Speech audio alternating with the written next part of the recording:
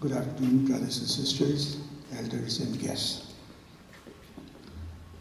I'd like to do two things today. I want to speak briefly about heartfulness and then have a session of meditation, maybe about 10 to 15 minutes. Let's start out with the topic of meditation in non-violence and for peace.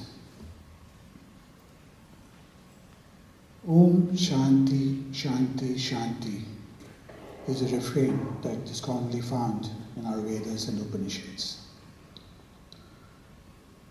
I've been wondering why this particular chant appears so often. There are various reasons for it. So why is there 3 repetitions of Shanti, and what is the significance of Om in this context? Shanti obviously refers to peace, and one way of looking at the three repetitions of Shanti is to think of the Shanti of the mind, peace of the body, and peace of the spirit or the soul. So let's start with the peace of the body. This is obviously the one that we are most concerned about.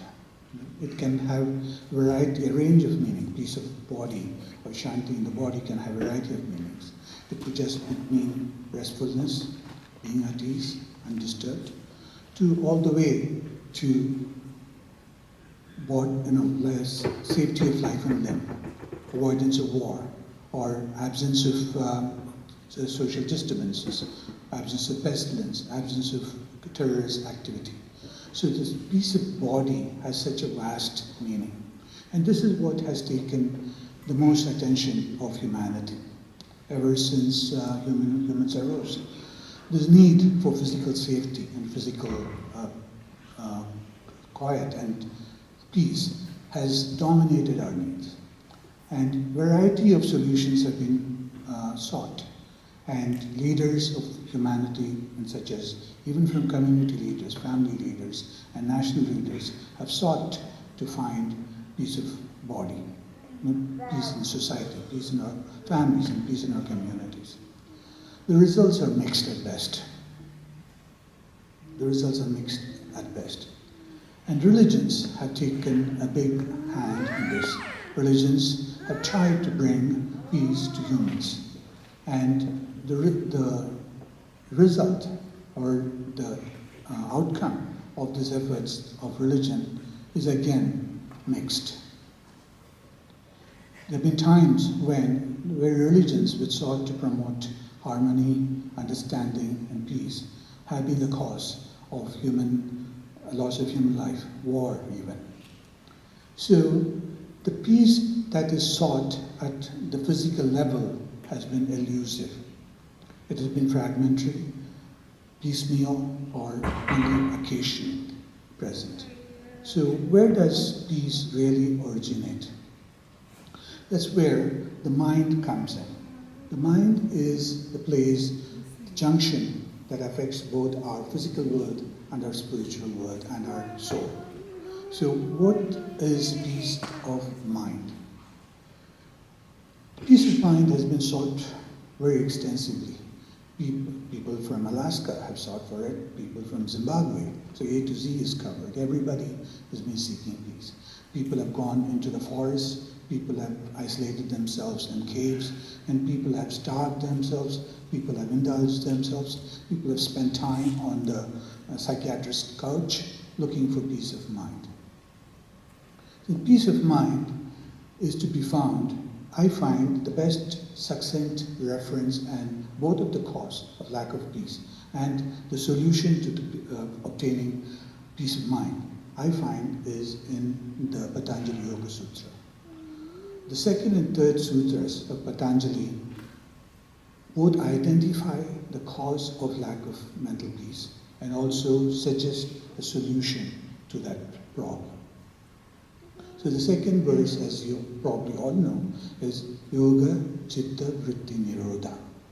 So the Nirodha, the aspect of the mind mind that is constantly going outwards and constantly creating and exploring things outside of itself, and being in a constant state of turmoil, of change and unsettledness, is really the cause of mental lack of peace. So if peace has got to be obtained, this is where the cause of lack of peace lies, that the activity of the mind is unregulated. And let's assume that the activity of the mind is regulated, which is most of what Patanjali's Yoga Sutra is about. What is the result?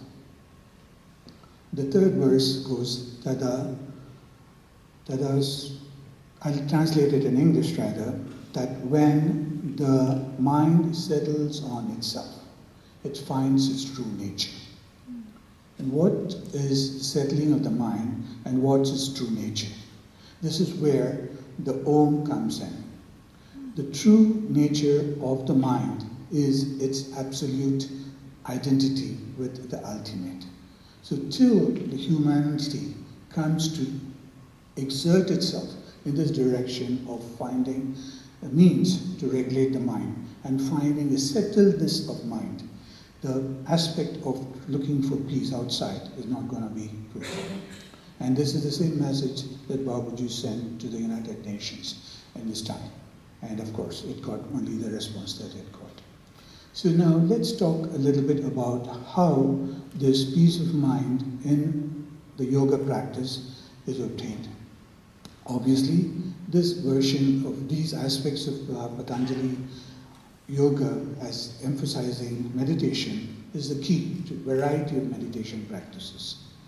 And heartfulness is one that has taken this aspect also, and we have reduced it to the most simplest formulation of meditation.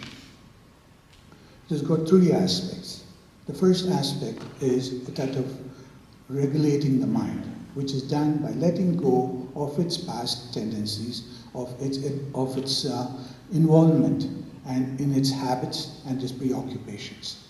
So it is done with a simple practice of letting the mind, determining the mind and letting the mind let go of the past events and impressions. This is done on a daily basis for a few minutes. And what this does is it gives the individual both the ability and the responsibility to take care of their past.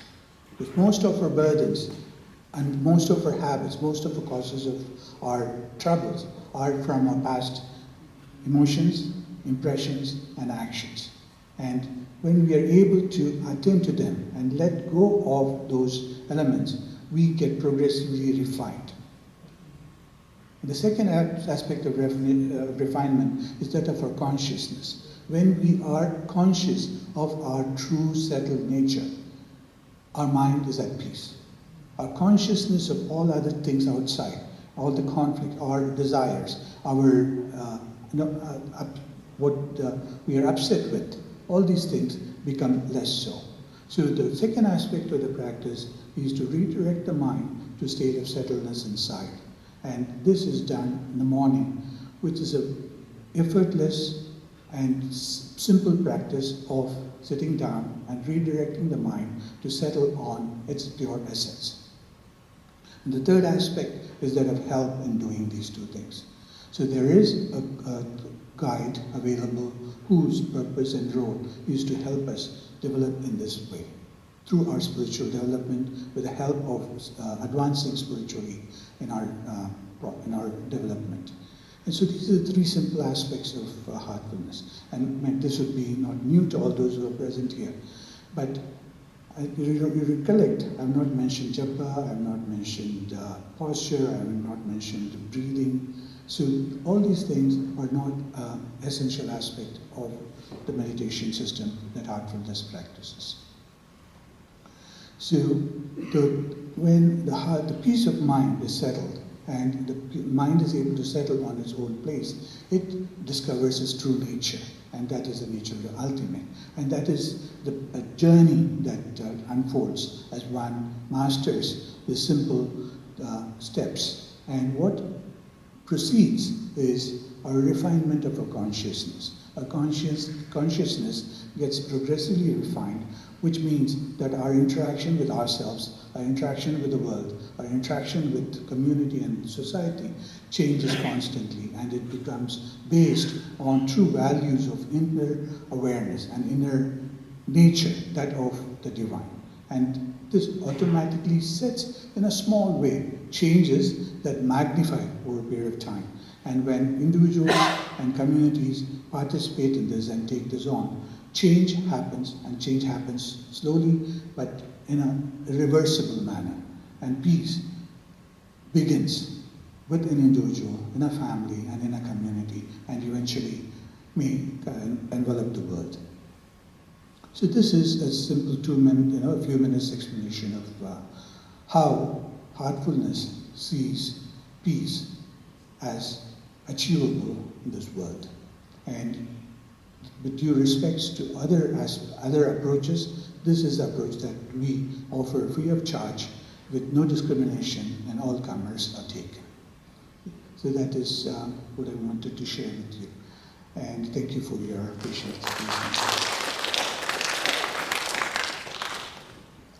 So Brother Basu suggested that we meditate for a few minutes. Do you feel up to it? Okay.